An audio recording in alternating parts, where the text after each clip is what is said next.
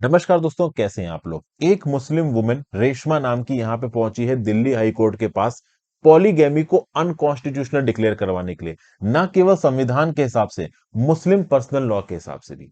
Polygamy क्या होता है? पॉलीगैमी का मतलब होता है कि भाई एक आदमी एक से ज्यादा औरतों से शादी कर रहा है।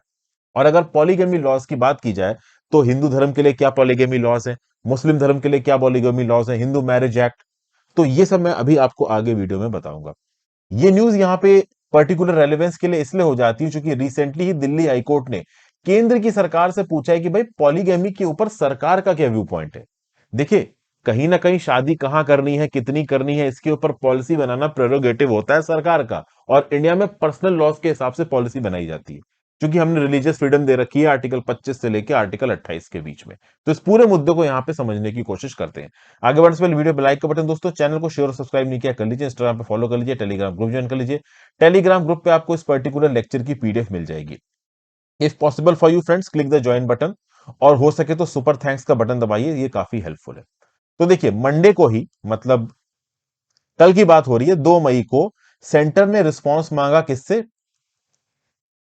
सरकार से। क्यों रिस्पांस मांगा? क्योंकि दिल्ली हाई कोर्ट ने मतलब दिल्ली हाई कोर्ट ने सेंटर से, सरकार से रिस्पांस मांगा।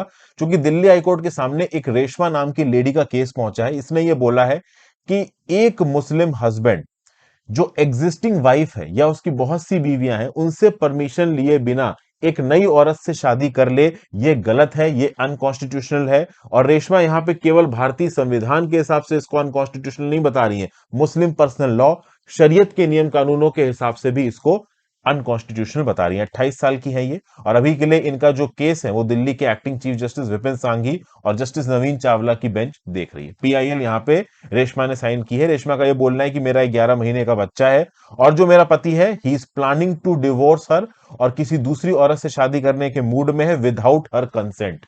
तो without her consent, personal law के अंदर भी अगर एक इंसान एक बीवी के होने के बावजूद दूसरी से शादी करता है तो यह अनकॉन्स्टिट्यूशनल होना चाहिए, ना केवल संविधान के हिसाब से, शरीयत लॉ के हिसाब से भी। और ये गुहार लगाने के लिए यहां पे ये औरत पहुंची है दिल्ली हाई कोर्ट में। इन्होंने ये बोला है कि भाई ये जो पर्टिकुलर एक वाइफ के होने के बावजूद बिना उस वाइफ की परमिशन के दूसरी औरत से शादी कर लेना, ये अनकॉन्स्टिट्यूशनल है, एंटी शरीयत है, इलीगल है, आर्बिट्ररी है, हार्श है, इनह्यूमन है, and it is a violation of article 14, 15, 21 and 25। 25 तो भाई देखिए रिलीजियस फ्रीडम से रिलेटेड हो जाता है। आर्टिकल 14 क्या बोलता है? State shall not deny to any person equality before the law और the equal protection of law. Article 15 clause 1 क्या बोलता है? कि कॉन्स्टिट्यूशन के हिसाब से स्टेट किसी भी नागरिक से रिलीजन, रेस, कास्ट, सेक्स के बेसिस पे डिस्क्रिमिनेशन नहीं करेगा। और ऑब्वियसली बात है, यहां पे मेल को फीमेल से ज्यादा एक एडवांटेज मिल रहा है तो डिस्क्रिमिनेशन हो रहा है, तो आर्टिकल 15 का भी वायलेशन है। आर्टिकल 21 क्या बोलता है? No person shall be deprived of his or her of his life or personal liberty except according to procedure established by law. तो कोई भी इंडिविजुअल को उसकी लाइफ और पर्सनल लिबर्टी से आप डिप्राइव नहीं कर सकते except by procedure established by law. तो ऑब्वियसली बात है, इस वुमेन के पति ने किसी और औरत से शादी करके इसको और उसके बच्चे को छोड़ दिया, तो ऑब्वियस सी बात है ये बहुत हद तक सड़कों पे आ जाएगी, इसके पास कोई भी मेंटेनेंस नहीं होगा। तो आर्टिकल 21 का भी यहां पे वायलेशन हो गया। अब यहां पे केंद्र की सरकार क्या व्यू पॉइंट देगी, क्या काउंटर एफिडेविट फाइल करेगी, क्या यहां देखिए, केंद्र की सरकार इस पर्टिकुलर मैटर में कोई नियम कानून बना दे थोड़ा मुश्किल है। क्योंकि अभी की जो प्रेजेंट सरकार है बीजेपी की, इसको बहुत हद तक एंटी मुस्लिम समझा जाता है। ऐसा समझा जाता है कि भाई ये मुस्लिम्स के अगेंस्ट कानून बना रही है। तो अब ऐसे समय पे केंद्र की सरकार इस प्रकार का कोई नियम कानून बना देती है तो और बवाल हो जाएगा, अपोजिशन चिल्लाने लगेगा। लेकिन यहां पे जो करना है वो कोर्ट को करना है। अब हम समझने की कोशिश करते हैं कि पूरी दुनिया में और इंडिया में इससे रिलेटेड क्या प्रैक्टिसेस प्रेवलेंट है और एक्चुअली में जो हिंदू लॉ है और जो इस्लामिक लॉ है वो बोलता क्या है। देखिए, इस्लामिक लॉ के अंदर जो भी कंट्रीज आती हैं जो शरिया के नियम कानूनों के हिसाब से चलती हैं, देखा जाए तो टेक्निकली सेकेंड मैरिज अलाउड है। लेकिन इस सेकेंड मैरिज को करने में कुछ नियम कानून है, कुछ टर्म्स एंड कंडीशंस है। जैसे फॉर एग्जांपल, अगर आपकी पहली बीवी की तबीयत खराब है या मान लीजिए उसकी डेथ हो गई है।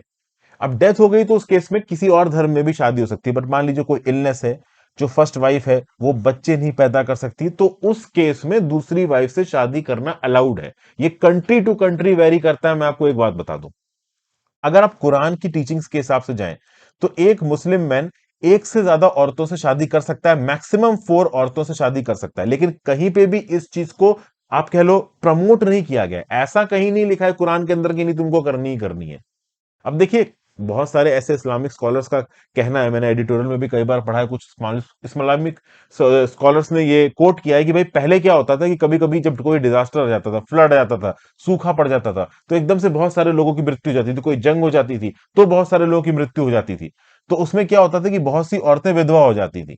तो एक मैन उन औरतों को सपोर्ट देने के लिए और सोसाइटी में इस सपोर्ट को लीगल बनाने के लिए उनसे शादी कर लेता था। लेकिन ऑब्वियस सी बात है, शरीयत लॉ के हिसाब से भी अगर एक मुस्लिम मैन एक से ज्यादा औरतों से शादी कर रहा है तो उसके ऊपर एक लीगल रिस्पॉन्सिबिलिटी है कि वो अपनी हर वाइफ को बराबर की इंपॉर्टेंस देगा। लेकिन कहीं पे भी इस्लामिक लॉ में ये नहीं लिखा हुआ है कि पॉलीगैमी मैंडेटरी है, या फिर इसको कहीं पे भी इनकरेज नहीं किया गया है। हाँ, अगर आप एक से ज्यादा औरत से शादी कर रहे हैं तो this should be a part of social duty and for charitable motives. आप अपने प्लेजर के लिए अगर एक औरत से ज्यादा शादी कर रहे हैं, ऐसा कहीं पे भी इस्लामिक लॉ में नहीं लिखा हुआ है। और जो लोग इस्लामिक लॉ को इस प्रकार से प्रयोग करते हैं वो कहीं ना कहीं शरिया के लॉ को ही वॉयलेट कर रहे हैं। ये यहां पे बेसिक एसेंस निकल के आ रहा है इस न्यूज का। और अगर इस एसेंस को ग्राउंड लेवल पे मुस्लिम लोग इंप्लीमेंट कर लेते हैं, तब कहीं ना कहीं आप कह सकते हो कि इंडिया के अंदर कुछ ऐसी प्रैक्टिसेस चल रही हैं जो कि वुमेन के डेरोगेटरी हैं, और कहीं ना कहीं उस वुमेन पॉपुलेशन को, जो कि 50% ऑफ द पॉपुलेशन है, उसके राइट्स को खतरे में डालती है। अब ये तो लॉजिक है रेशमा का, जो यहाँ पे केस फाइल करके बैठी है। और भी बहुत सी औरतों का होगा जो यहाँ पे इस प्रकार की परेशानी से जूझ रही हैं। इसकी हियरिंग 23 अगस्त को है। उस समय तक आप कह सकते हो कि केंद्र की सरकार का रिस्पॉन्स आ जाएगा। अब हम समझने की कोशिश करते हैं कि दुनिया में कहां कहां पॉलीगैमी है। शरीयत की जो लॉ है उसके बारे में हमने एक बेसिक जानकारी यहां पे ली। पॉलीगैमी एक ऐसा कस्टम है जहां पे एक आदमी कई औरतों से शादी कर सकता है। इस्लाम के अंदर पॉलीगैमी अलाउड है, लेकिन पॉलीएंड्री प्रोहिबिटेड है, मतलब एक औरत कई आदमियों से शादी नहीं कर सकती। और चूंकि यहां पे रिलीजन से रिलेटेड मुद्दा है, तो अगर आप हिंदू धर्म की बात करो इंडिया के अंदर, तो आजादी के थोड़ी देर बाद ही आ गया था हिंदू मैरिज एक्ट 1955, जो कि 1956 से लागू हो गया था। और हिंदू धर्म के अंदर तो क्लियर कट लिखा हुआ है कि भाई कोई भी हिंदी इंडिविजुअल किसी दूसरी औरत से शादी नहीं कर सकता अगर उसकी एक पत्नी है भी तो। मतलब monogamy is the only option. हाँ, उसकी पहली पत्नी मर जाती है या फिर डिवोर्स हो जाता है, प्रॉपर तरीके से सेपरेट हो जाते हो, तो उस केस में वो शादी कर सकता है। ठीक है ना। लेकिन एक वाइफ है, उसके होते हुए दूसरी से शादी नहीं कर सकता। और हिंदू मैरिज एक्ट के अंदर केवल हिंदूज ही नहीं, बुद्धिस्ट, जैन, सिख्स भी कवर होते हैं। तो टेक्निकली बुद्धिस्ट, जैन और सिख्स भी लॉ के हिसाब से एक औरत के होते हुए दूसरे से शादी नहीं कर सकते। Clear cut. लेकिन अगर आप मुस्लिम लॉ की बात करो, तो मुस्लिम पर्सनल लॉ में एक एक्ट है जिसका नाम है मुस्लिम पर्सनल लॉ एप्लीकेशन एक्ट शरीयत 1937 का। इस पर्टिकुलर एक्ट को मुस्लिम धर्म गुरु इंटरप्रेट करते हैं। इनको रिप्रेजेंट किया जाता है all India Muslim personal law board के द्वारा। इस पर्टिकुलर लॉ के हिसाब से एक मुस्लिम आदमी एक से ज्यादा औरतों से शादी कर सकता है, मैक्सिमम 4 औरतों से। ये शरीयत लॉ के हिसाब से ये पर्टिकुलर एक्ट बनाया गया।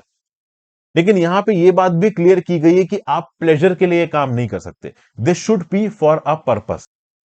लेकिन कहीं ना कहीं इंडिया के अंदर ऐसे केसेस देखे गए हैं जहां पे बिना किसी वजह के, एक वाइफ के होते हुए भी, जो बहुत सारे मुस्लिम वन है वो एक से ज्यादा वाइफ से शादी कर लेते हैं, और पहली वाली वाइफ की ज्यादा कुछ सुनते हैं नहीं। और उस सोसाइटी में कहीं ना कहीं एक्सेप्टेबिलिटी भी इन चीजों की तरफ मिल जाती है। हालांकि अब ऑब्वियस ही बात है, जो मॉडर्न सिटीज हैं, अर्बनाइज्ड इलाके हैं, वहां पे ये सब चीजें नहीं होंगी। जो थोड़े सबर्बन इलाके हैं, जो रूरल इलाके हैं, वहां पे ये चीजें ज्यादा होती हैं। पूरी दुनिया की बात करें दोस्तों, तो अलग अलग कंट्रीज में अलग अलग हिसाब है पॉलीगैमी का। कुछ तो दुनिया के ऐसे देश हैं जहां पे पॉलीगैमी बहुत कॉमन है, खुलेआम पॉलीगैमी होती है, कोई रोक टोक नहीं है, मतलब बिल्कुल लीगलाइज टाइप की है। और कुछ जगह पे आप कह सकते हो कि पॉलीगैमी बिल्कुल ही इलीगल है, और कुछ जगहों पे आप कह सकते हो एक मिक्स है। जैसे इंडिया के अंदर एक मिक्स है, हिंदू धर्म और सिख, बुद्धिस्ट, इन सबको बिल्कुल क्लियर कट बोला गया है भाई एक से ज्यादा शादी नहीं।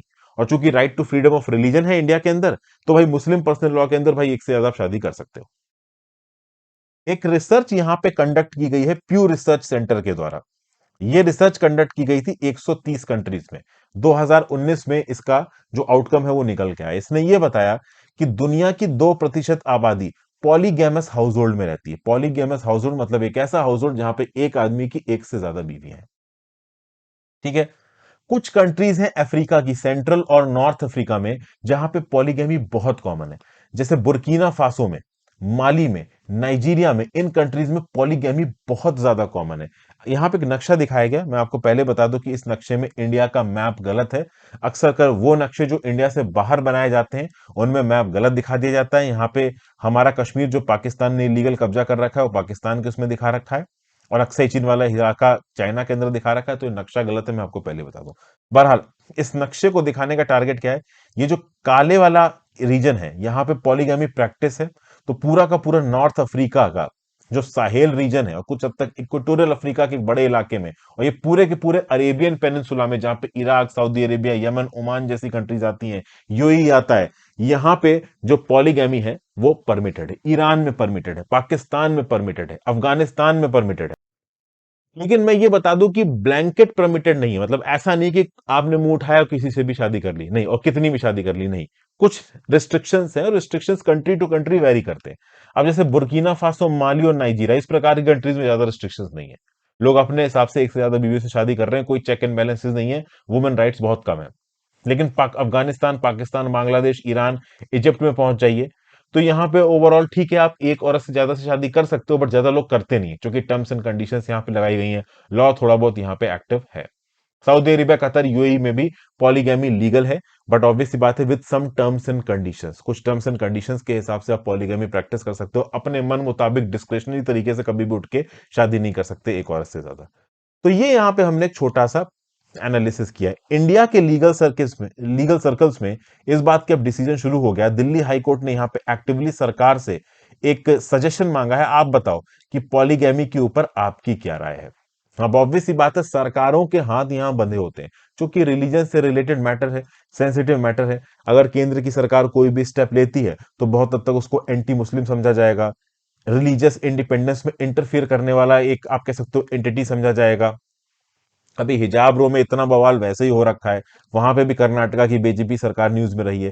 तो इस समय पे सरकार पॉलीगैमी के रिस्पेक्ट में कुछ करे, इसको हम ज्यादा कह नहीं सकते, लेकिन कोर्ट्स जरूर कर सकती हैं। खासकर तब जब एक मुस्लिम वुमेन अपना राइट मांगने के लिए यहाँ पे दिल्ली हाई कोर्ट में गई है। तो आप लोग मुझे नीचे कमेंट बॉक्स में बताओ कि क्या भाई ये पॉलीगैमी की प्रैक्टिस सही है? देखिए, मुझे तो लगता है कि सही नहीं है, और ज्यादातर आप में से लोग यही जवाब देंगे। लेकिन प्रैक्टिकल जवाब दीजिए। मुस्लिम पर्सनल लॉ में पॉलीगमी अलाउड। अब एकदम से तो हम लोग पॉलीगमी बैन कर नहीं सकते। तो क्या ग्रेजुअल स्टेप्स लेके यहाँ पे पॉलीगमी को सोसाइटी से हटाया जा सकता है? किस प्रकार से इसके प्रति अवेयरनेस फैलाई जा सकती है मुस्लिम सोसाइटी के अंदर? कैसे मुस्लिम सोसाइटी के लोगों को कन्विंस किया जा सकता है कि हाँ भाई, पॉलीगमी आप ना करें? और अगर पॉलीगमी हो भी रही है, तो क्या उसकी उतनी रिक्वायरमेंट है, क्या जरूरत है? क्या कुछ ऐसे पैरामीटर्स को यहाँ सेटअप किया जा सकता है जिन पैरामीटर्स के अंदर रहते हुए आप पॉलीगमी करो, सोशल ऑब्जेक्टिव्स भी पूरे हो जाए, शरीयत के ऑब्जेक्टिव्स भी पूरे हो जाए? इसके बारे में आप नीचे कमेंट बॉक्स में कमेंट दीजिए, भद्र भाषा में दीजिएगा, उल्टी सीधी बातें मत लीजिएगा। So thank you for watching friends. Video को लाइक और शेयर करके जाइएगा, इंस्टाग्राम पे फॉलो कर लीजिए, टेलीग्राम ग्रुप ज्वाइन कर लीजिए। टेलीग्राम ग्रुप में आपको लेक्चर की पीडीएफ मिल जाएगी। If possible click the join button and super thanks button. Friends have a great day, good bye, ध्यान रखिए अपना।